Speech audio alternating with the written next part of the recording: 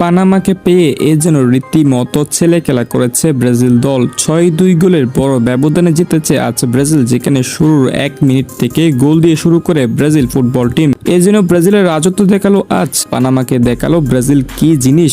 1-2 গোল নয়, গুনে গুনে 6 গোল হজম করিয়েছে পানামাকে। তবে ব্রাজিল তার বিনিময়ে 2টি গোল হজম করে। আজ ব্রাজিলের হয়ে প্রত্যেক খেলোয়াড় দুর্দান্ত খেলেছে, বিশেষ করে যারা সাবস্টিটিউট অপশনে ছিল, অর্থাৎ দ্বিতীয়ার্ধে যারা মাঠে নেমেছিল তারা প্রত্যেকে দুর্দান্ত খেলেছে। প্রথমার্ধে শুরু করেছিল ভিনি আর ক্যাসামিরো, এরপরে ইগোর তিয়াগো, লুকাস পাকুয়েতা, রায়ানদের পারফরম্যান্স সব মিলিয়ে ব্রাজিলের এক রাজকীয় ম্যাচ।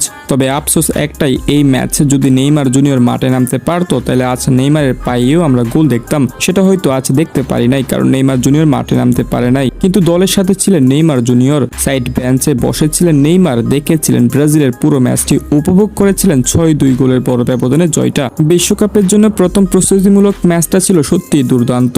মারাকানা স্টেডিয়ামে দর্শকদের উৎসাহিত করেছেন Brazil football team. Vini, Casemiro, Rayan থেকে শুরু করে লুকাস পাকুয়েতা আছেন, ইগোর তিয়াগো থেকে শুরু করে দানিলো, প্রত্যেকে পেয়েছে গোল। শুরু করেছিল 1 মিনিট থেকে, গোল শেষ হয়েছে ঠিক 81 মিনিট পর্যন্ত। 1 থেকে 81 মিনিট পর্যন্ত ব্রাজিল 6টি গোল করেছে এবং এই 6টি গোল করেছে ব্রাজিলের 6 জন তারকা। ব্রাজিলের প্রতিটা প্লেয়ারের গোল ছিল সত্যি দুর্দান্ত।